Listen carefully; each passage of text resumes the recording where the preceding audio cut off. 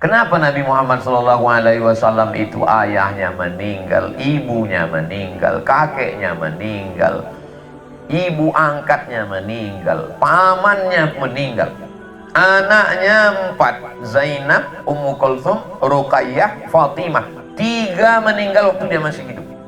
Anaknya laki-laki Qasim, Abdullah dari Khadijah, ada satu lagi anaknya dari perempuan yang dari Mesir, Maria Al-Qibtiyah, nama anaknya Ibrahim, meninggal juga 3. Kenapa? Di Madinah satu malam paginya memakan ikan. Dari bunyi sambutan salam, sepertinya jamaah ini belum sarapan. Sudah makan Bapak Ibu?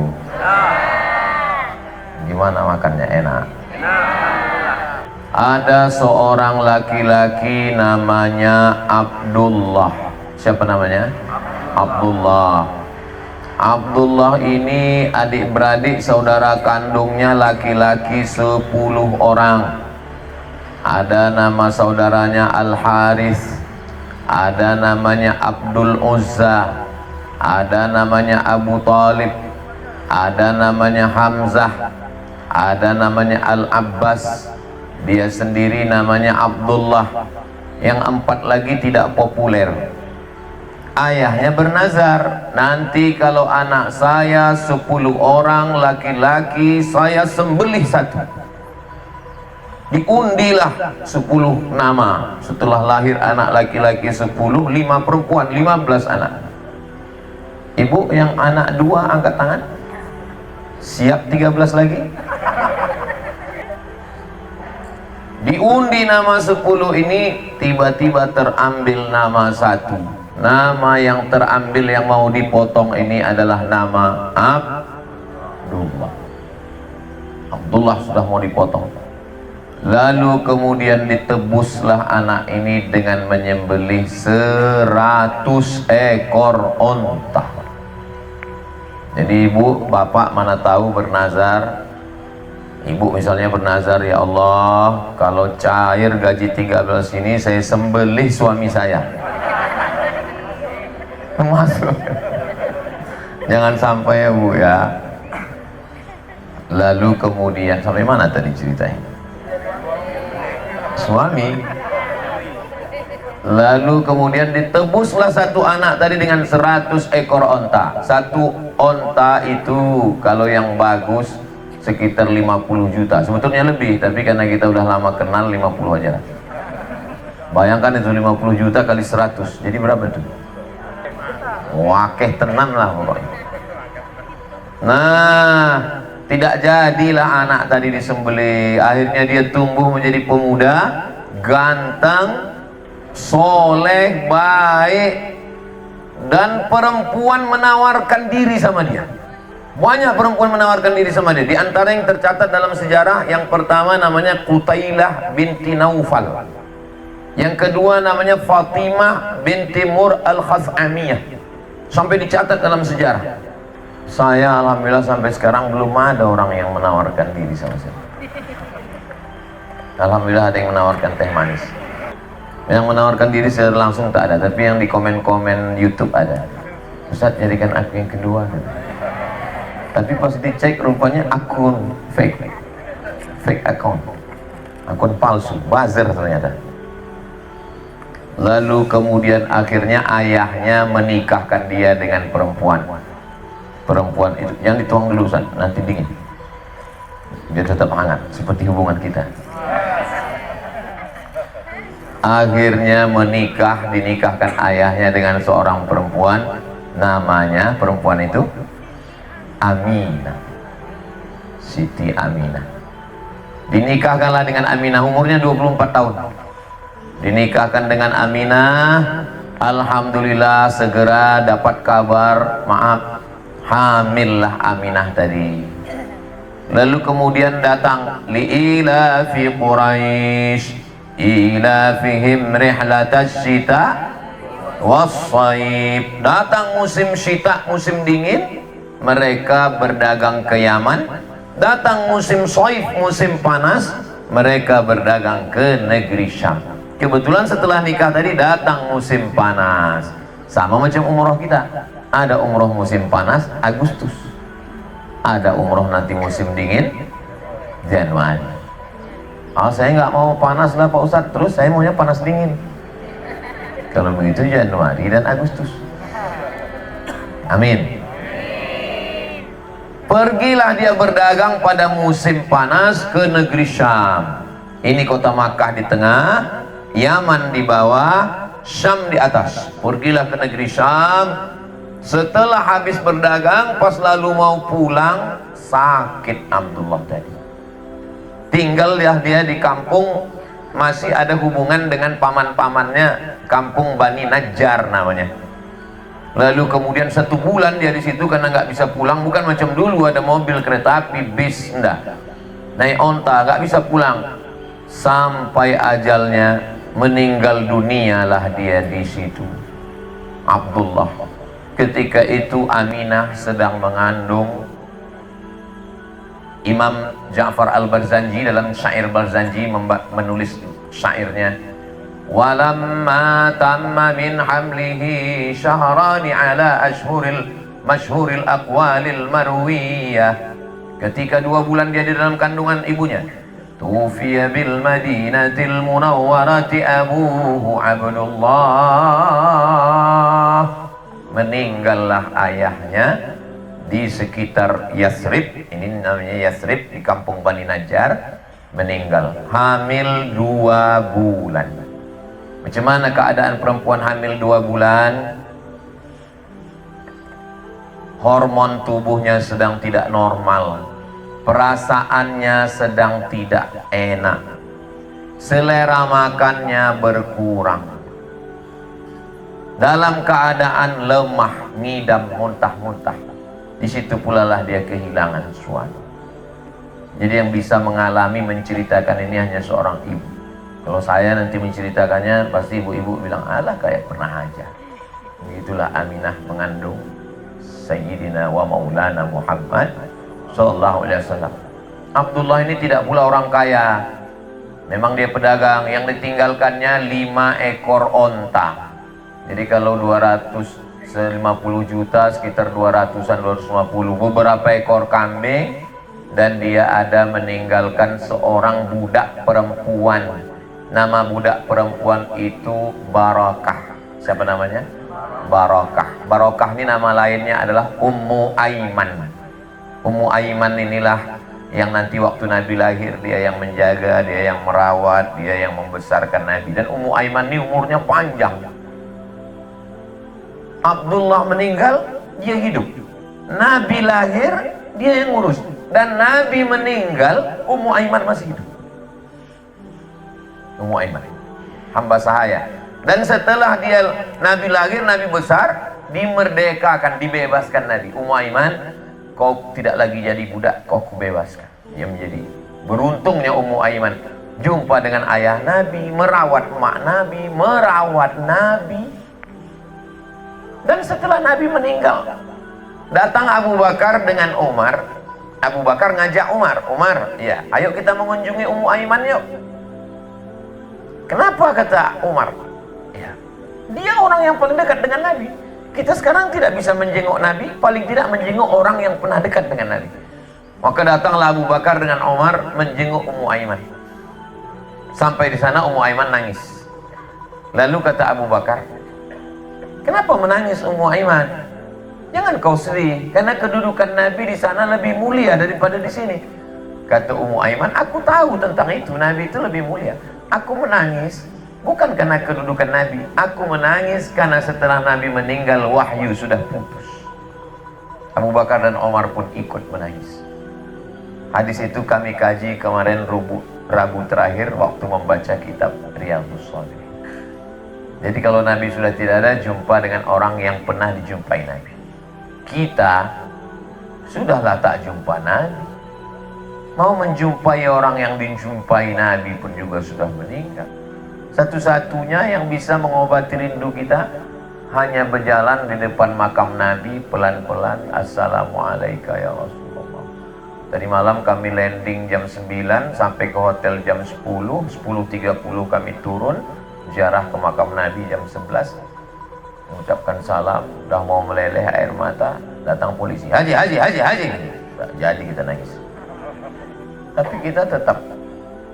Dan Masya Allah tabarakallahnya, hari ini tanggal 5 Rabiul Awal, bulan kelahiran Nabi Muhammad sallallahu alaihi wasallam. Tidak ada yang paling membahagiakan kita kecuali di bulan Maulid kita sedang berada di kota Nabi Muhammad sallallahu alaihi wasallam. Dan tepat nanti pas hari Maulid kita masih berada pula di kota Makkah Al-Mukarramah. Dan kita tidak pernah menyusun jadwal ini berdasarkan bulan Maulid. Kita menyusun jadwal ini bulan Agustus. Rupanya Allah mentakdirkan kita berjumpa. Akhirnya dikandung anak ini 9 bulan. Setelah itu tepat pada 12 Rabiul Awal lahirlah Sayyidina wa Maulana Muhammad. Salatullah salamullah ala Taha Rasulillah. Salatullah salamullah ala Yasin Habibillah.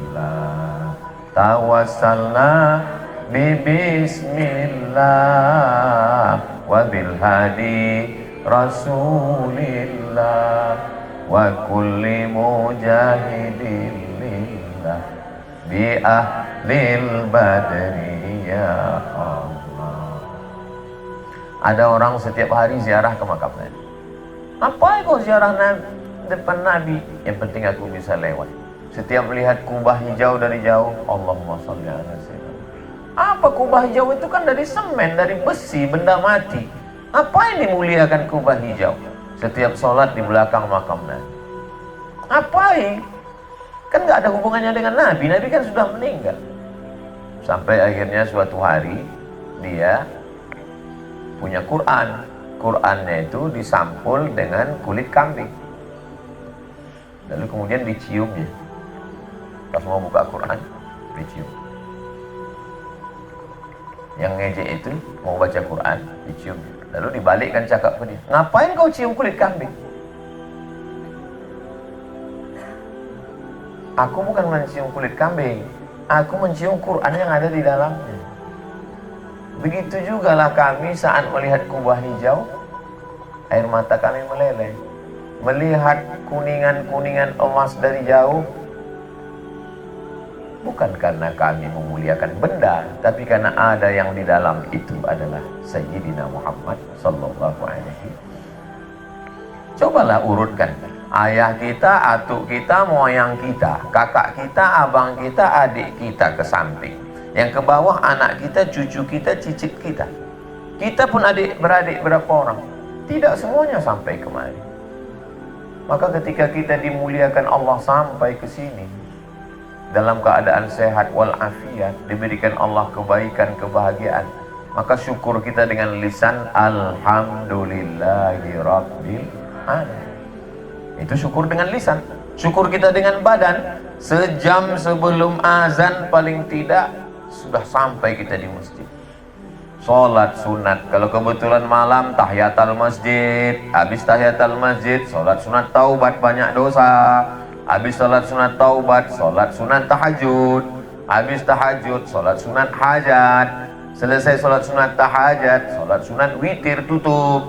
Habis itu duduk, baca Yasin, baca Al-Fatihah, Qul Wallah, Al-Falaq, An-Nas, istighfar 100, Alhamdulillah. Setelah itu salawat, Allahumma salli ala Sayyidina Muhammad wa ala ali Sayyidina Muhammad. Setelah itu afdalu dzikri fa'lam annahu la ilaha illallah. Bersyukur dengan perbuatan. Karena kalau tidak kita paksa-paksakan, Allah bisa karena biasa 1 jam sebelumnya. Lalu kemudian setelah Nabi Muhammad SAW lahir, diserahkanlah kepada Halimatus Sa'diyah yang menyusukan beliau. Halimatus Sa'diyah menjaga merawat. Lalu kemudian sampailah usia 4 tahun, Ibu yang punya anak 4 tahun, yang punya cucu 4 tahun, bayangkanlah itu sekarang. Anak saya Sami 3 tahun 6 bulan. 17 Agustus 3 tahun 6 bulan. Jadi lebih kurang sebesar Sami itulah. Sedang rindu-rindunya, sedang lucu-lucunya, sedang sayang-sayangnya, dibawalah oleh Sayyidatuna Aminah untuk ziarah ke makam ayahnya. Untuk pertama kali ziarah, dibawa ziarah ke makam ayahnya. Setelah ziarah, dalam perjalanan pulang, ibunya pula meninggal. Allah. 2 tahun dalam kandungan, ayah meninggal. Sedang lagi 2 tahun dalam kandungan, ayah meninggal. 2 bulan dalam kandungan, ayah meninggal. Umur 4 tahun, mau dibawa ziarah, pulang ziarah dalam keadaan sendiri, ibunya pulang. Jadi kalau ada orang sekarang merasa ujian dialah yang paling berat, hidup dialah, maka dia tidak baca sirah sejarah Nabi Muhammad SAW. Nggak ada apa-apanya kesedihan kita ini. Saya untuk mengobati kesedihan saya baca sejarah Nabi itu. Karena kalau tidak, saya sampai sekarang belum bisa menghilangkan kesedihan ibu saya meninggal, mak saya meninggal. Tapi begitu dibaca sejarah Nabi, Nabi aja, Nabi Muhammad 4 tahun umur dia. Saya tahun 2019, 42 tahun umur saya. Baru mak saya meninggal. Berarti saya kurang bersyukur sama Allah. Jadi segala hidup kita ini kita balikkan ke Nabi Muhammad SAW. Diasuh oleh kakeknya Abdul Muthalib. Abdul Muthalib itu kalau dia duduk di samping Ka'bah dibentangkan firosh, kasur, karena dia pembesar Quraisy. Abdul Muthalib bin Hashim bin Abdi Manaf bin Qusay, keturunan Adnan, cucu cicit Ismail, anak kandung Ibrahim alaihi salam. Jadi sebelum dia duduk di atas kasur di samping Ka'bah itu, datang Nabi Muhammad lari-lari di situ. Datanglah anak-anak dia yang lain untuk melarang, tarik, jangan dia lari. Apa kata Abdul Muthalib? Da'ahu, biarkan dia. Cucu kesayangan. Ayahnya aja kutebus 100 ekor onta. Meninggal ayahnya, anaknya sekarang sedang disayang-sayang kakek, umur 8 tahun. Anak 8 tahun sekarang kelas 2 SD. Meninggal pula kakek. Ya Allah. Lalu kemudian diserahkan asuhnya kepada Abu Talib. Abu Talib paman yang paling susah di antara semua paman, dan anaknya paling banyak. Tapi istri Abu Talib itu mau. Istri Abu Talib itu mau menerima Muhammad SAW. Nama istri Abu Talib itu Fatimah binti Asad. Makanya ada 2 Fatimah dalam kehidupan Nabi yang luar biasa. Yang pertama Fatimah binti Asad. Ketika Fatimah itu meninggal, apa kata Nabi? Saat engkau tidak ada kain, satu-satunya kain engkau berikan ke aku. Saat satu-satunya piring dalam makanan dalam piring, lapar, engkau berikan ke aku. Pengganti ibu Nabi itu adalah Fatimah, istri dari Abu Talib, ibu dari Sayyidina Ali. Jadi Sayyidina Ali itu punya 2 Fatimah yang luar biasa. Fatimah ibunya dan Fatimah istrinya. Nabi juga punya 2 yang luar biasa. Saya mau menangis ini mengenang Nabi, bukan mengenang Fatimah istri saya.